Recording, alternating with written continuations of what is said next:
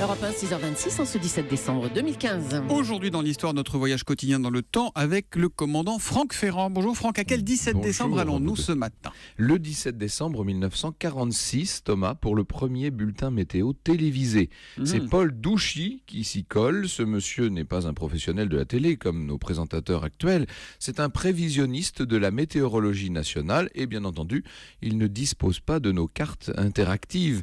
Il est simplement placé devant une carte au mur qui indique sommairement les zones d'anticyclone et de dépression.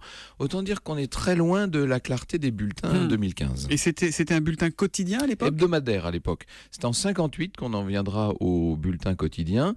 Pourtant, en 46, la France était déjà en pointe. Dites-vous que la BBC, par exemple, ne commencera à donner la météo de façon régulière qu'à partir de 1954. Ah, 8 ans plus tard. Il faut vous dire que la BBC, elle annonce surtout la pluie. Enfin, bon. Et à la radio, les bulletins météo existaient déjà, non? Oui, depuis 1922, ouais. Le bulletin quotidien... La radio est toujours en avance. Eh ben, bien sûr, c'était quand même très codifié, c'était aride tout ça. Petit à petit, les prévisionnistes ont pris leur place dans les grands médias.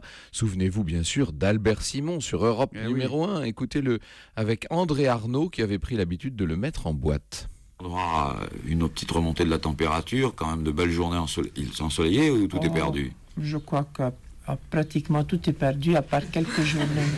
Il dit ça avec un sang-froid, avec un calme.